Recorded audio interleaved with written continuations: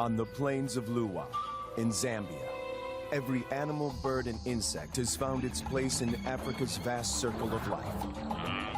The circle would be complete if it wasn't for one tiny flaw. The king is dead.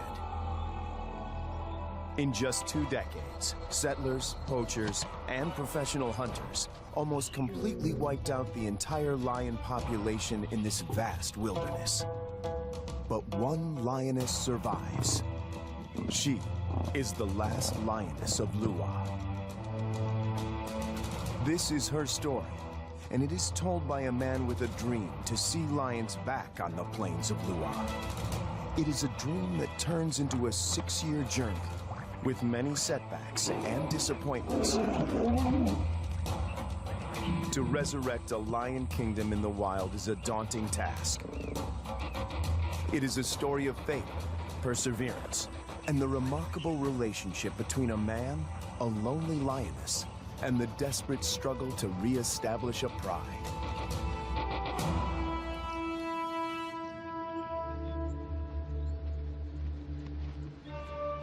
The indigenous people of Luwa know that a single lioness roams this plain. She keeps a low profile. There are more than 6,000 people living on these plains, and most of them are fishermen, crop growers, and cattle farmers. A sedentary cow is easy prey, but she avoids the villages, and she doesn't target their cattle. Instead, she perfected the art of surviving on her own. Without the help of a pride, this lioness had to adapt. When she hunts, the combination of patience, power, and speed is spectacular.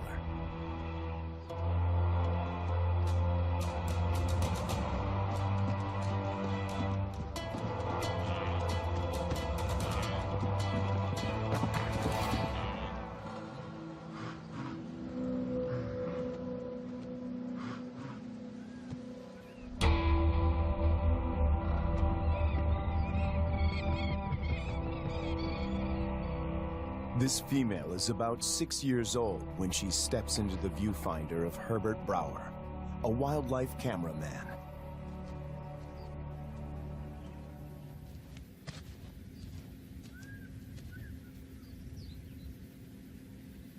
She'd been rarely seen, and if then only at a distance. But suddenly there she was, right in front of our eyes. Herbert is captivated by her and returns to the floodplains of Luwa year after year. It comprises 1,400 square miles and borders Angola in the west. The bank of the Zambezi floodplain marks the eastern boundary of the park.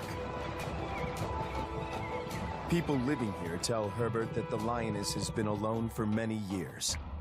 They call her Lady Luwa.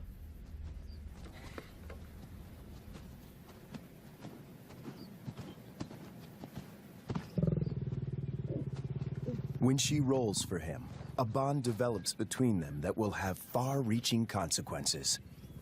There was one thing, though, that she could not overcome, and that was her isolation. It took me 3 years of filming here on the plains, though, to understand how lonely she really was. At night, she follows Herbert into his camp.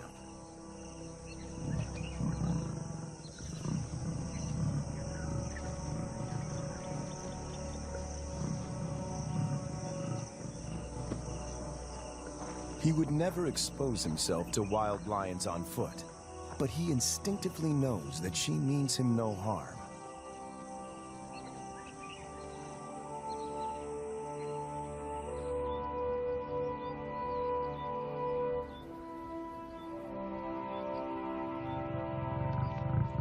It is true that female lions can survive on their own, but they only thrive as members in a pride.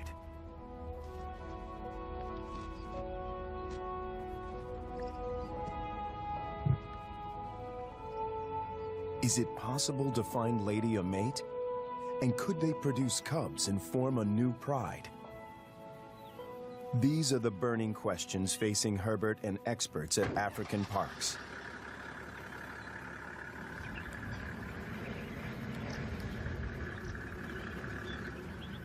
Craig Reed, a manager at African Parks, and veterinarian Dr. Ian Parsons face a dilemma.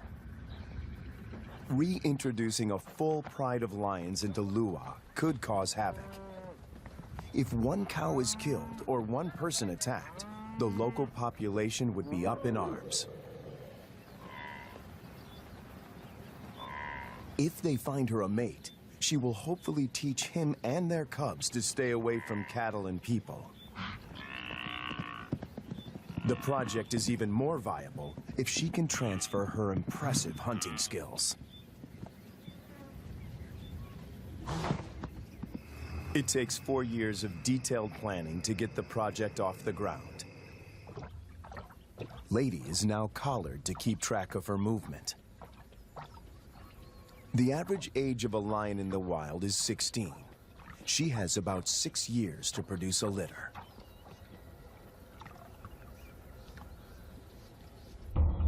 To find a mate for Lady, the team goes to neighboring Kafue National Park. Audio recordings of lionesses lure the males.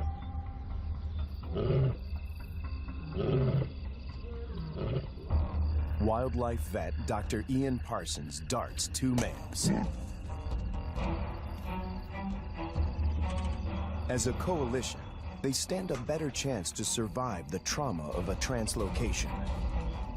The big question on everyone's mind is whether these 2 males will bond with Lady. If they do bond with her, she might be able to teach them how to keep a low profile and avoid the villages.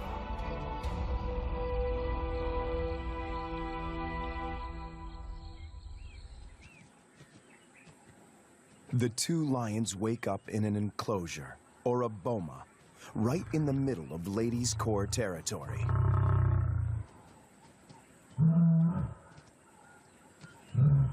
One of the males is 3 years old, the other a bit younger. Lady is almost 8 years their senior. The age gap is intentional. Older lions might not submit to Lady's authority. Hopefully, these youngsters will.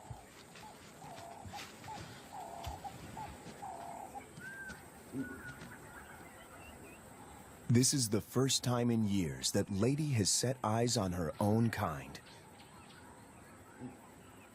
She keeps watch as the 2 males familiarize themselves with their new home. The first piece of the puzzle falls into place. But then, disaster strikes. On the 5th day in the boma, they escape. Finding themselves in a strange environment, they could take fright and bolt. To Herbert's relief, he finds them a few hundred yards from the enclosure. Lady's response is odd. She rolls to show them she is not a threat, but she doesn't approach them. The males are aware they are in her territory. Everything is new. It's going to take time to adjust. Before she leaves, Lady marks the territory with her urine. It's a strong message. She's the landowner. They are the squatters.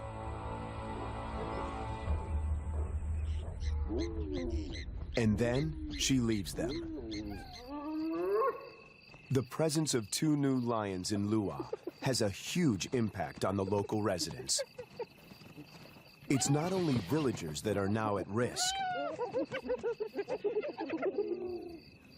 The arrival of the 2 lions jeopardizes the hyena's position of power.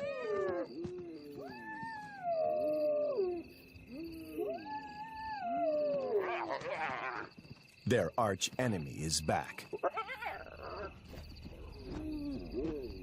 The young male scuffs the ground. He might be a region king, but he is ready for battle.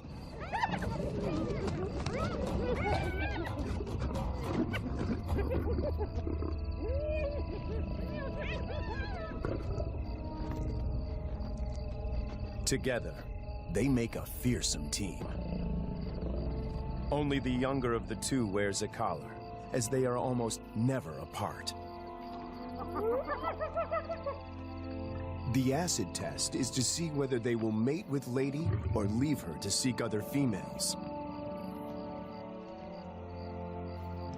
It's a precarious start, but the journey has begun. Almost 3 years go by without incident. It's November, the beginning of the rainy season. Thousands of wildebeest pour into Lady's territory. The males are hardly recognizable. They are now almost 6 years old, and their bodies are beefed up, their manes more pronounced. After all this time, they're still together and have bonded with Lady, who seems to be doing all the hunting.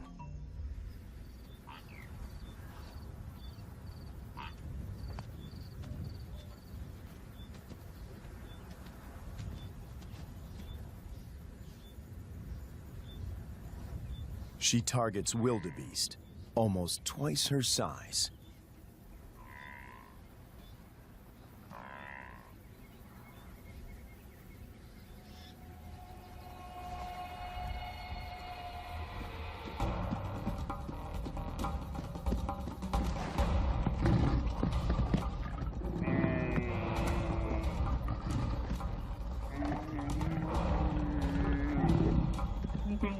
With a powerful bite to the neck, she suffocates her quarry. It's all over in minutes. The meat from a small calf could keep her going for a few days, but she's not hunting only for herself.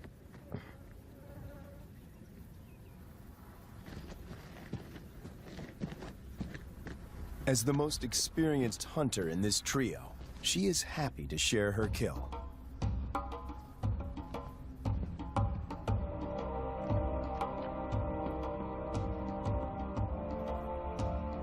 The fact that she allows the males to join her, and that they don't chase her off the carcass, is significant. Eating together is the first building block of a pride.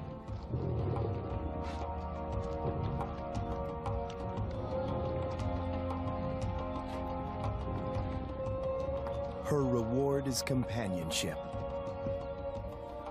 The males get the lion's share of her kill. They gorge themselves and can eat up to 1/4 of their own weight in one sitting.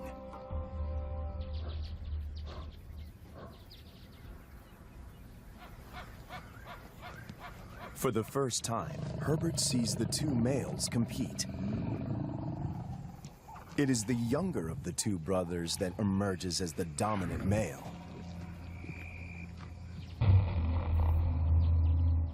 He's the one that follows her when she's in estrus.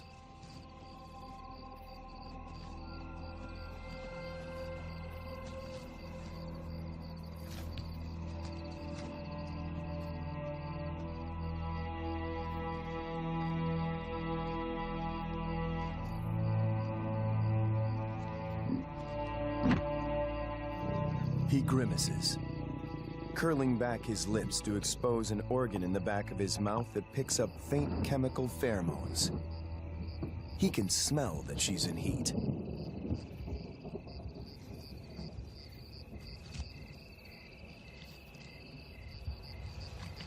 It's the dance Herbert has been waiting to film for years.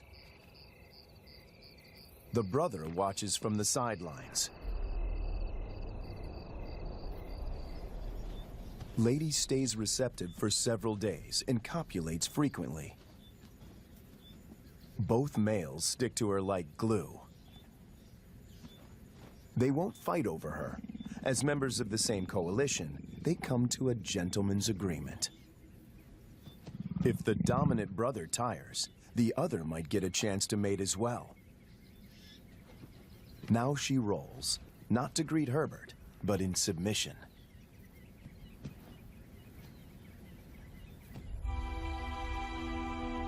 When Herbert returns a year later, there are still no cubs. it's a huge disappointment. Lady is now almost 13 years old, and Herbert and the team must consider the possibility that she is infertile.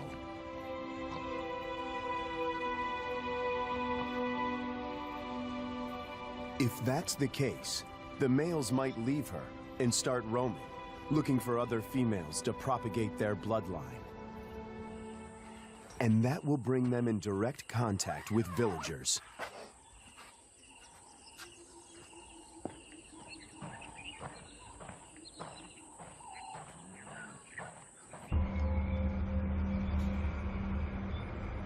The team decides to import 2 young females. And that takes them back to Kafue.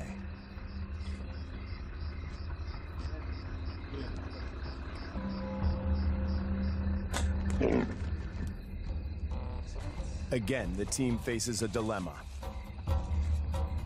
If the females are too old, they might injure Lady or drive her out of her territory. Too young, and the males might kill them.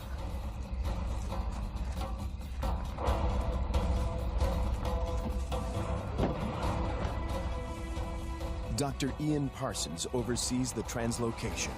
We need some water just to keep them cool while we're traveling. All right, antidote. That's not very fast acting. It takes about 15 minutes to work.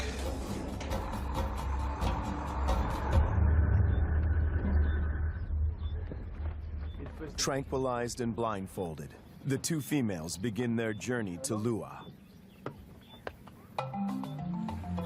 Their arrival is coded in irony. The tribe settled here more than 100 years ago on the orders of the first king to protect the wildlife.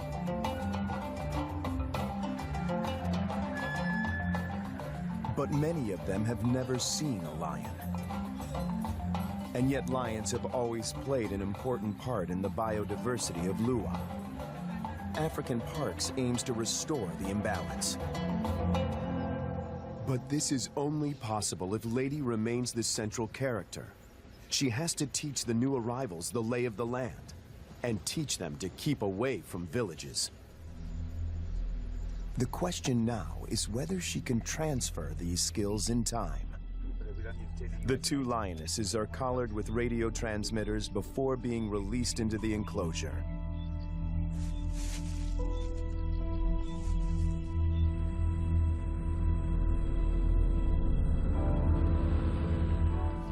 Lady's world is about to be turned upside down, once again.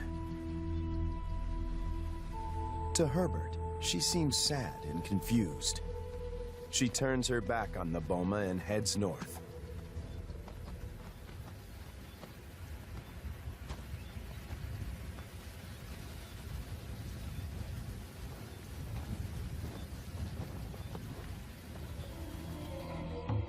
The males, on the other hand, are very interested.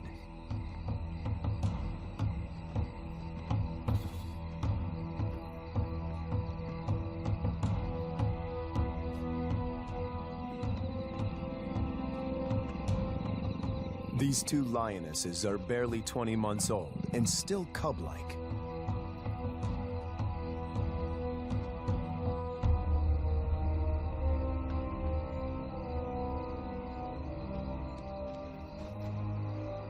Male lions are known to kill cubs they haven't sired. No one knows how this will play out.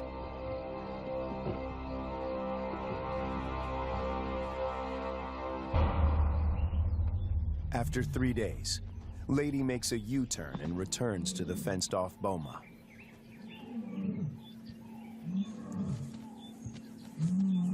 The 2 young females respond to her calls.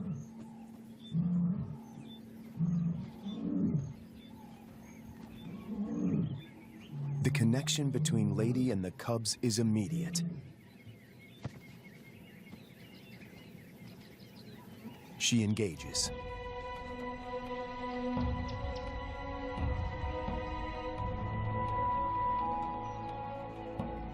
Cats are vulnerable when they expose their undersides. When they roll, they express submissiveness.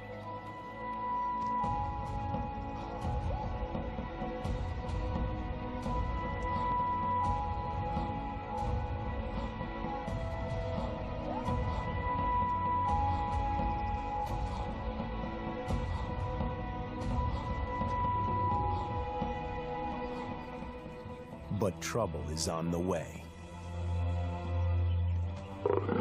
Lady's body posture changes. She knows that the males could attack these new residents.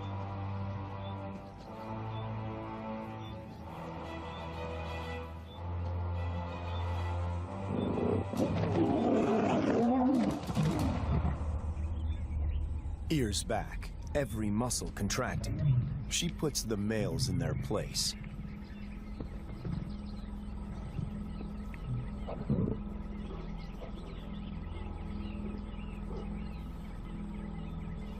Four cats now crowd her space, after years of solitude.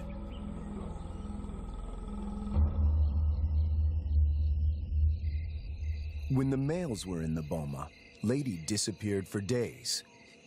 But now she is intrigued by the cubs. She keeps constant vigil.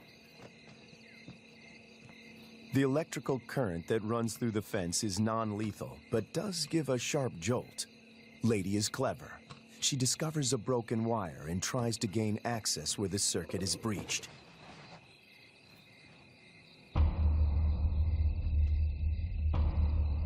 The males are perturbed by the new arrivals.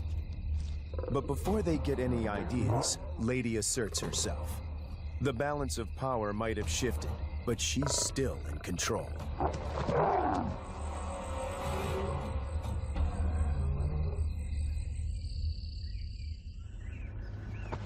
After 5 weeks in the boma, the team feels the young females are ready to be released. Not sure how the males will react, they lure them away with a fresh carcass.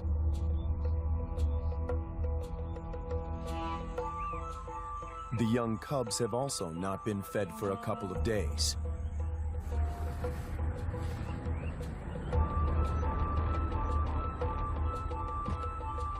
When the gates open, a new chapter begins.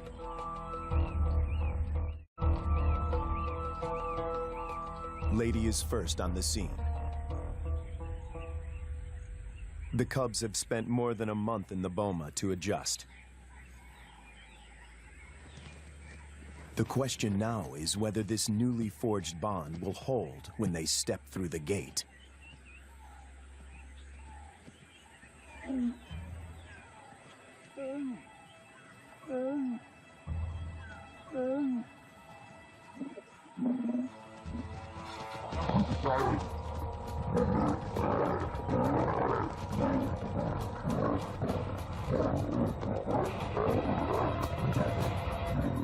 The first encounter turns into a catfight.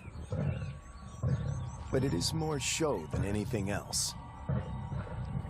If Lady wants to kill these cubs, she can do so in the blink of an eye.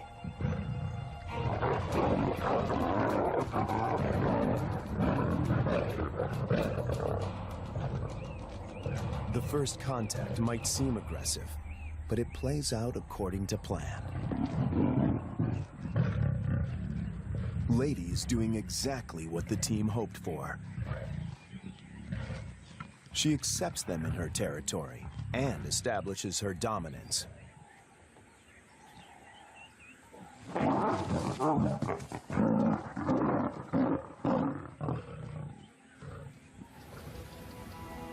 The landscape of Lua now looks very different from the days when Lady followed Herbert to his camp. Now 2 young and subdued females follow her. But Lady is not used to having an entourage. She's not at all familiar with the dynamics of a pride.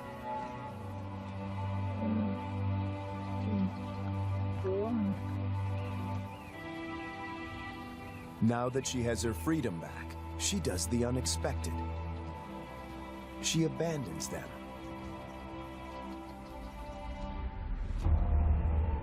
The 2 young females now find themselves in a new and unfamiliar environment swarming with hyenas. Since their release, the young females stick together.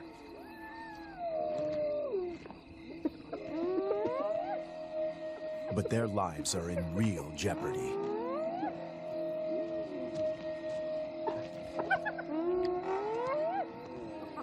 Hyenas can kill lonesome female lions, and tonight, they face a growing mob.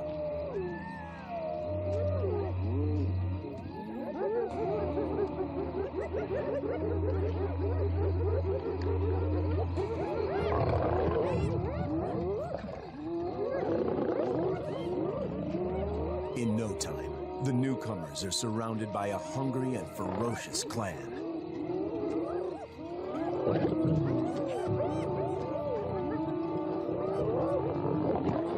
They stand their ground, but the noise attracts a far more dangerous adversary, the males.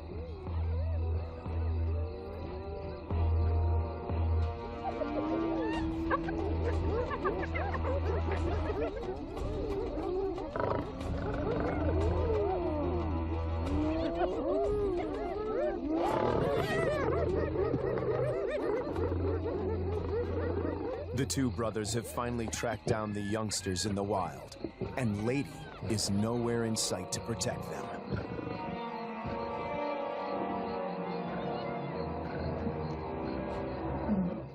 The hyenas know what's good for them. En masse, they retreat.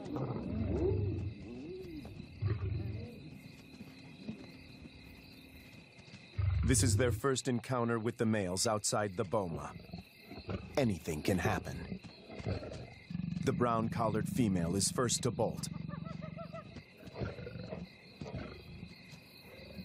The white collar is cornered before she can escape.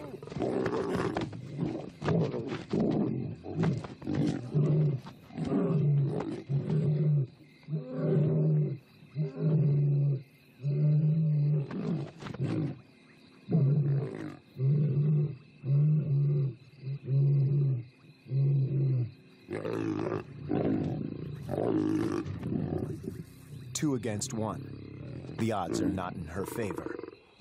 But her assertiveness could be her saving grace.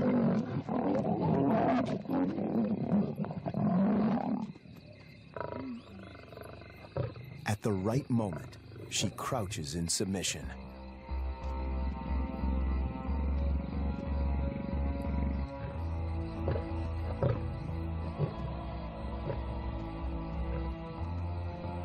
The encounter with the males is a frightening experience for both young females.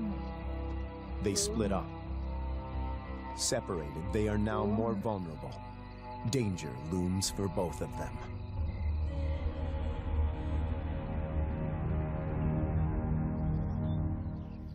The team manages to track down the females, and they are reunited.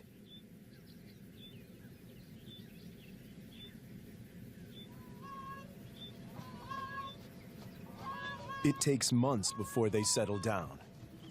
But little does Herbert know that he is filming them for the last time.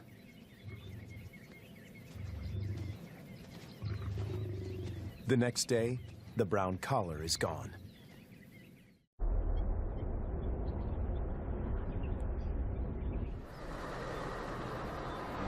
Craig Hay heads up one of the search parties. All eyes are now on finding the brown-collared female. Some of the farmers have seen her in the vicinity. Her life is in real danger. Poaching is rife here. And then, their worst fears are confirmed. It's an air. A faint radio signal comes from a pond.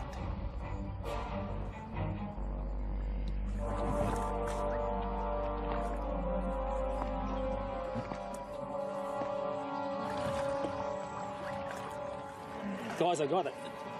It is the brown collar. It's been cut. Yes, it's been cut with a sharp knife. It's a definite cut. You see, so someone found the lion and threw this. Or killed the lion. Killed the lion and threw this in. The mood is one of despair.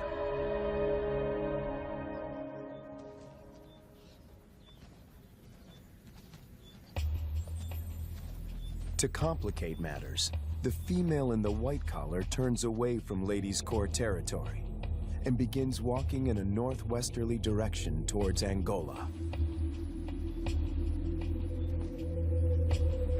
Even if she survives, in time, she will outgrow the collar and suffocate. The dream to establish a pride in Lua begins to unravel. In an unexpected twist, the males follow the white-collared female to Angola. The further they move away from Ladies' Corps territory, the less influence she has in keeping them out of danger zones.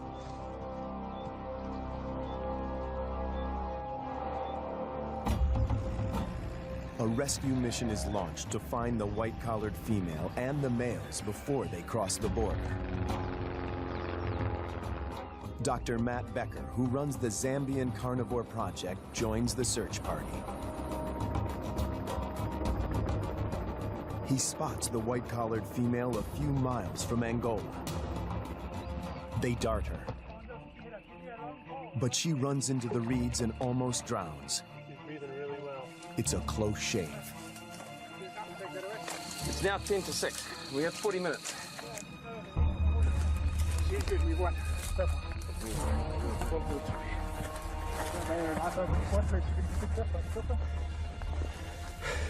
Let's make sure it doesn't have nose. It's going to be windy. The rescue mission is tricky.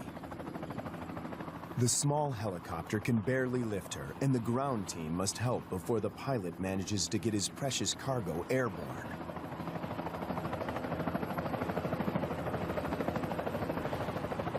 The males have slipped off the radar, and the team hopes they will turn around on their own accord. Meanwhile, more drama unfolds close to the boma. Lady is darted. The plan is to put her in the boma with the surviving female to try and forge a stronger bond between them.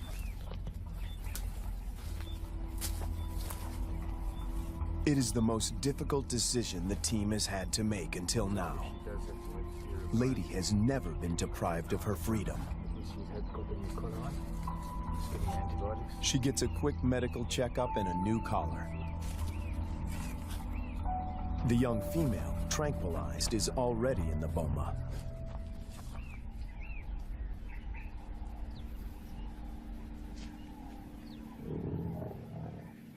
No one knows how Lady will behave in captivity.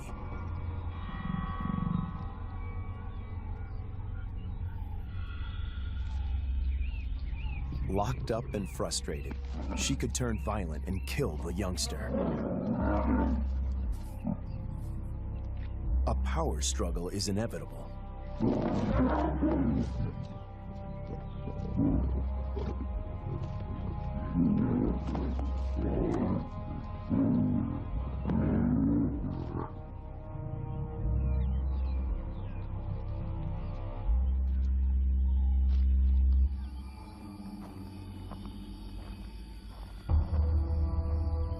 More bad news. One of the males crosses the border and is killed by cattle farmers in Angola. Of the 5 lions, now only 3 remain. Would this be enough to start a pride? No one knows for sure. Lady, when she recovers from the anesthetic, is extremely agitated. She is on the wrong side of the fence and she can't dig her way out.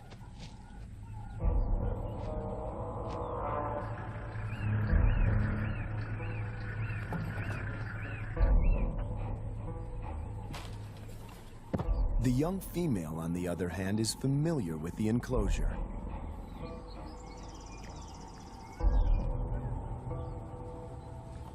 This puts her in a strong position to assert power and seize authority.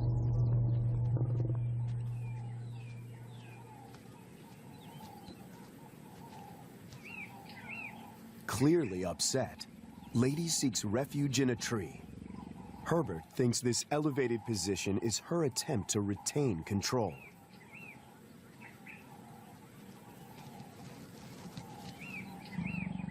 Hunger eventually tempts her down.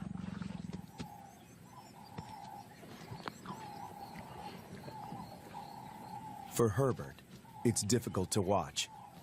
This is a situation which I never thought would happen, is that lady would need to be put into the Burma. Now, she's been roaming free for all her life, which is probably about 13 years, 14 years, and now she needs to be locked away. It's good, lady. The tree becomes a central prop in this battle of wits between these two cats.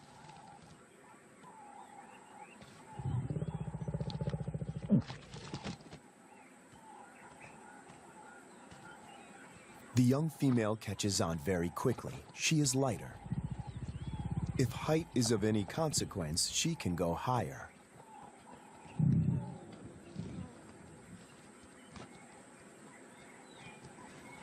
From her elevated position, the young female spots the surviving lion. He is just returning from Angola, alone. It seems as if every breakthrough in this project is shadowed by a new set of problems. The two brothers formed a strong coalition. They made this territory their own and for 4 years managed to stay out of trouble with the villagers. The hope of establishing a new generation of lions now resides with the survivor.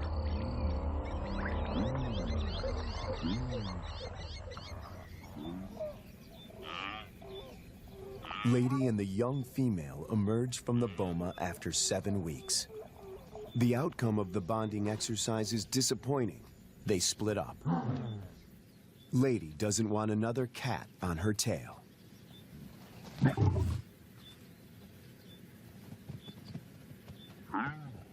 But the time in the boma did benefit the young female. It gave her time to mature. She doesn't see the male as a threat anymore.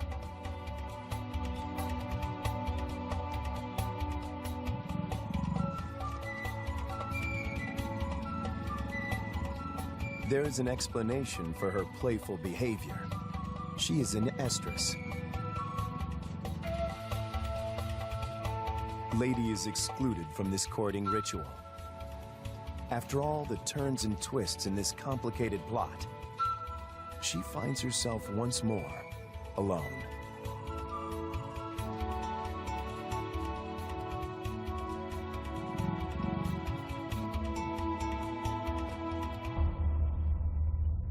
Two wildebeest bulls are so engrossed in a battle for territory that they don't see Lady approaching.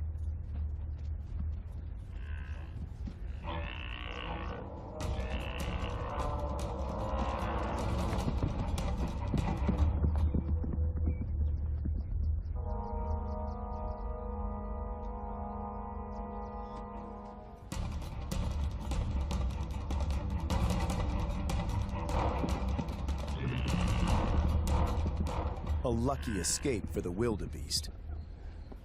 And no big deal for Lady. As it turns out, she has already made a kill. This just goes to show that the drive to hunt is not always driven by hunger.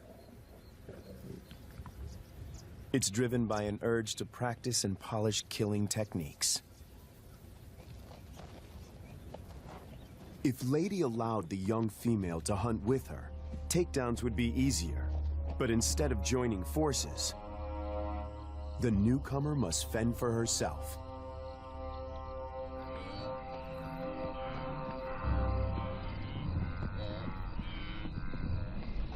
She has killed a young wildebeest calf, enough to sustain her for a few days. But she is not the only hungry predator.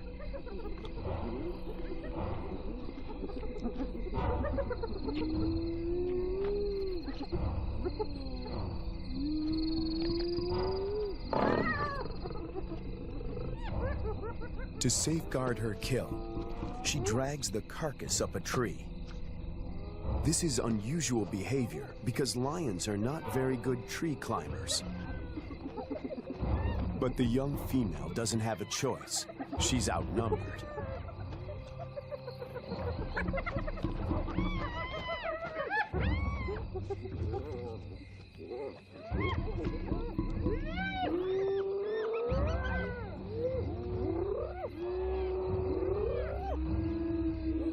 If only these lions could form a pride, this leopard-like behavior wouldn't be necessary. Together, they could stand their ground against these hyenas. And wouldn't it be tragic if this new female ends up exactly like Lady, alone and constantly harassed?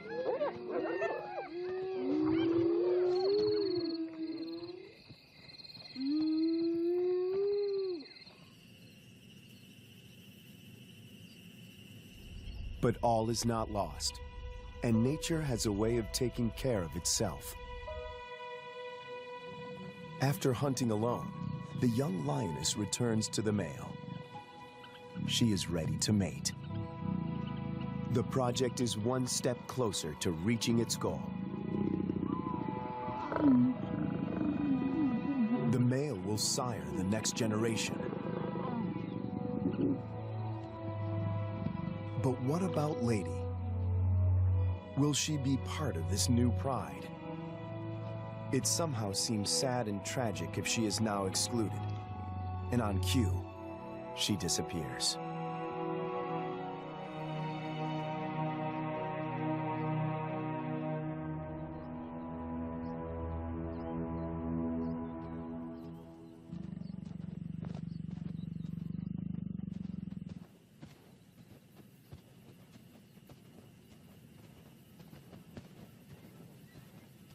The male now follows the young female when she hunts.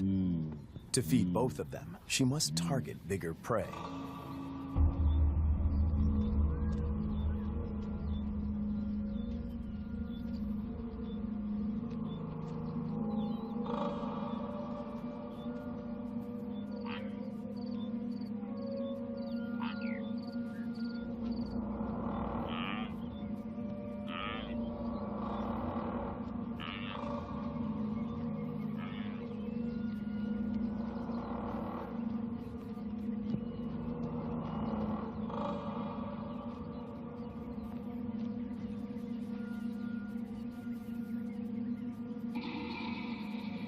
The male is not helpful.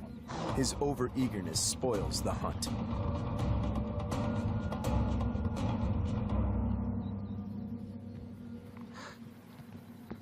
Herbert is about to accept that this Regent King and the young female are now the major players in this drama, when Lady suddenly reappears.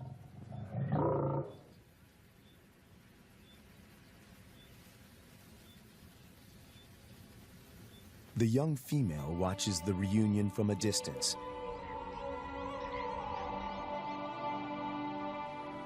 Over many years, Herbert and Lady somehow learn to recognize and respect each other's intentions.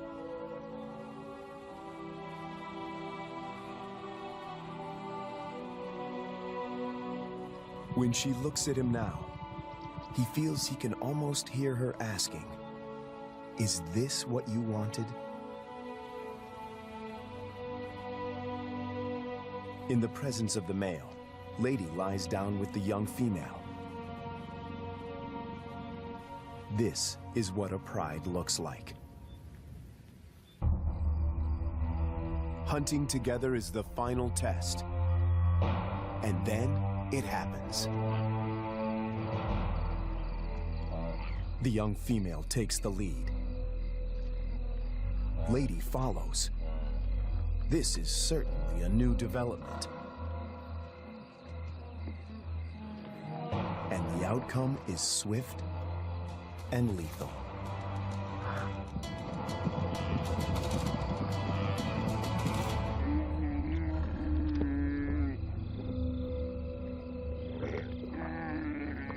In all his years at Lua, this is the first time that Herbert films Lady not hunting on her own.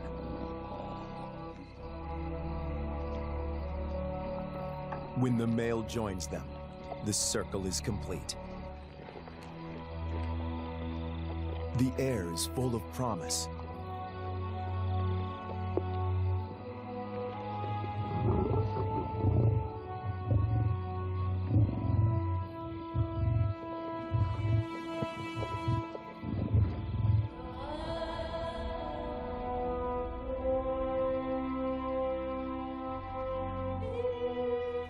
Lady remains the central force and protector of this new pride. She may not give birth to the next Lion King, but she will make sure that he has a kingdom.